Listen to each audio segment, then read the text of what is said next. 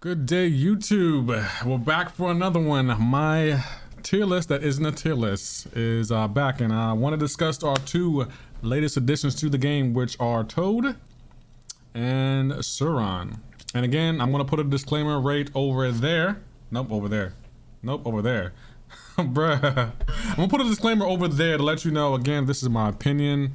This list isn't designed to tell you if a champion is good or bad. It's just designed to tell you where to use that champion, or use a champion if you were to pull them. And again, this list is more so for people who are working their way to Cavalier. I feel like if you're Cavalier or higher, you're pretty much good on who to rank up, why you're ranking them up. You're pretty much good. Again, this is like for newer players, mid-tier players, and people working their way up in the game. So again, but yeah, let's talk about the two latest additions, Toad and Sauron. So Toad and Sauron were added last month, and they're pretty good champions. And let's talk about why I think they're pretty good. They both have very unique abilities. Toad has the poison ability, and Sauron, he has the extinction protocol, can reduce ability accuracy, can put bleed, is bleed resistant, Sauron is. And they both have a great regen. Toad is completely immune to poison, I believe. And they don't need to, well, they both need to be awakened, but they do not need to be high sig, and they're great for the damage masteries. But there are some caveats. Now, let's talk about Toad first. Toad, very good champion. With the right synergies, this character can hit really, really hard. However, the bad thing about Toad is if the champion is poison immune, he's pretty much useless. There's not much he can do against a champion that's poison immune. He's not going to hit very hard, and he's not going to finish the I cannot talk today. He will not finish the fight in a quick manner. It might take some time, and also he kind of reliant on synergies to be really great in the game. Like on his own, he's okay.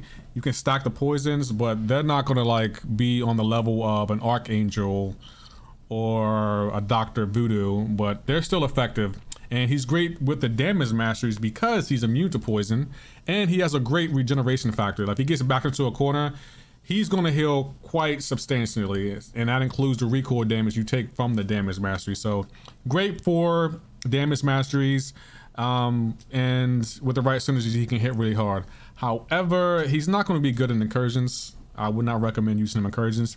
If anywhere, I decided to place Toad on the defensive mastery tree. If you pull Toad, he will more than likely get you a few kills if the attacker isn't immune to poison, and he's great for the damage masteries. But I don't think he's account changing in any way. Not that if you pulled him you can't clear content. It's just if you pulled him, he can do certain content, but he's not going to clear all the content for you.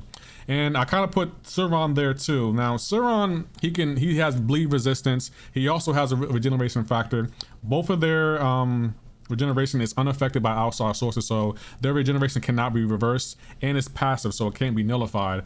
But again, with Sauron, he doesn't hit very hard. He also, his bleed isn't like the best. There's a lot better bleeders in the game, and his degen isn't as effective either. I also placed him on the defensive tree because he only needs to be awakened. He's also good for the damage masteries, but I would not use him in incursions. I don't think I would use him offensively. They do have some decent synergies, but nothing account changing. But they're going to get you some kills on defense. Like they're that good. Their regeneration rate cannot be affected by any outside sources, which always is a good thing. But let's talk about the other. That's my final vote on them. Defender needs to be awakened, doesn't need to be high sig, good for the damage masteries, and yeah, that's pretty much it. I will make them horsemen, but even then they wouldn't. I still would choose other mutants for horsemen. Now let's explain my tier list. My tier list is designed to tell you where to use champions. It's not designed to tell you who's bad or who's good. There are plenty of other tier lists out there that will tell you that information. And if you notice, you will see little like Ultrons next to certain names. These Ultrons indicate if a champion is good in incursion. So let's zoom in real quick. See, you see little Ultrons there. So, and if you look at another little thing next to a name, that's a little drop, a red drop that indicates that they're good for the damage mastery. So let's zoom in so you can see it closely. Lets you know that, hey, this champion is good in incursions and for the damage masteries. Now let's look at the count changing column. All these champions in this column right here, or this section of the tier list, they'll grade as is. You pull these champions, go clear some content. They don't need to be awakened. They don't need to be high sig. I mean, every champion benefits from the awaken ability, except for one, which is long shot, but he still can benefit from his awaken ability. But every champion on this column right, or in this section right here, doesn't need to be awakened. You can literally just pick them up and go clear content. Now these champions right here, these champions are also account changing, but they need to be awakened, but they do not need to be high sig. Meaning if you get this champion, you can clear some content, but they greatly benefit from their awaken ability, and that's it. You don't need to put any sig stones into them if you don't want to. You can. I mean, every champion gets better with sigs, but you don't need to. Now this section right here indicates that they need to be awakened and they need to be high sig.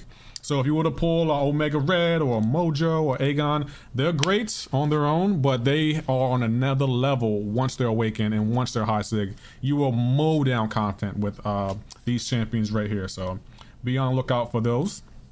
And these champions right here, they don't necessarily need to be awakened, but they have a really unique play style. And some champions like Tigra or Sung-Chi and Quake, they have a really high skill cap, meaning like you got to be really talented and put in the time and effort to really play them effectively to get the most out of them. So be prepared for that.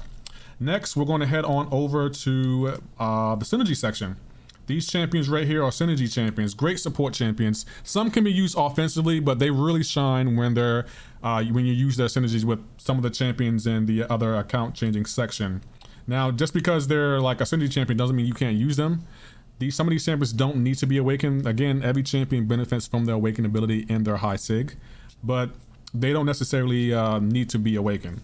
So all of these champions, if you pull them, pair them with some champions like White Mags, has a pre-fight that affects metal and hero champions that allows you to passively stun an opponent, and that can come in so clutch. So if you were to pull any of these champions, throw them on the questing team or your war team or your AQ team and go clear some content, because they're going to go make certain champions better for you. These champions right here, some of them make other champions better. Some of them need champions to make them better. For example, Cable. On his own, he's okay. He has regen, he has power gain, but when he's paired with APOC on his questing team, he can stack his, when you heavy attack, parry heavy, he can stack his degeneration, and it takes Cable to another level. I'm actually contemplating taking Cable to rank 3 because I always run him with APOC. But the other champions, a lot of them, majority of them, make other champions better, and not many of them. I guess you could say Kang, he gets better with the synergy with APOC, but majority of these champions are the support champions, and you use them for synergies right here. And right here, these champions, they also synergy champions. Thor Ragnarok, he can be good on his own, but he needs high sig, I believe, if you want to take advantage of his prestige. But if you watch Karate Mike's video, you can learn how to play him effectively. I don't really know much about him because I don't play him. I do have him at a 6-star, but yeah, I'm not very good with him. Also, these down here, these champions are also support champions, but they also have a high skill cap, but I primarily use them in a support role. I mean, there are people out there who play these champions like Psylocke. She has a very high skill cap, and I know plenty of players that swear by her, but I don't know how to play her. But maybe we could bump her up once I know how to play her, but right now I have her in the support section, high skill cap. Now over here is for war. You pull any one of these champions in this section of my tier list, they will pretty much guarantee you a kill on defense. They're just that good.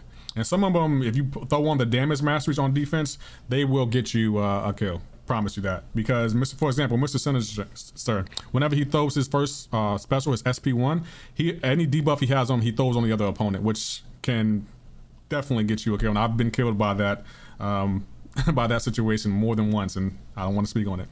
These champions right here, if they're awakened, they can get you some kills on defense. Not that they need to be awakened, but it would be better if they were awakened. And these champions down here, like Moon Knight, Thor, Lane Foster, they need a high sigs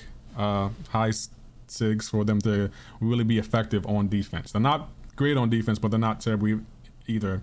Depending on the right node, any champion can get you a kill. And again, this is the legends of the map. So yellow is for mutant, purple is for mystic, red's for skill, light blue is for cosmic, dark blue is for tech, green's for science, and then Ultron right here, he's for the incursions, and the drop is for the damage masteries. If you run the damage masteries. Again, this is just my personal opinion. I'm pretty sure this list will change periodically. I will be putting it out once a month. And again, I'm gonna put the disclaimer up there to let you know, hey, this is my personal opinion. So you can take it. You can use this list to rank up your champions and try to get that next title. Or you can just look at it at face value and be like, I didn't know Cersei was a good champion. Might have to check them out. So that's what I wanted to bring to attention. Again, Toad and Sauron, good champions. I'll put them on defense. They have great healing. They only need to be awakened, but they don't need to be high sig. They're great for the damage masteries, but Toad, he's not really all that effective against people who are poison immune, and he also kind of relying on synergies. And Sauron, if he had a little buff to his numbers, he would be a little bit better, but his bleed is not that effective, and his degeneration could be a little bit better. But he's a decent champion. Again, both of these characters, their healing abilities are unaffected by outside sources, so that's always very unique. But again, I hope this video helped you out. If you could, hit that like button. And again, for anyone new here, if you can hit that subscribe button, I greatly appreciate it. Y'all take care and have a great and wonderful day.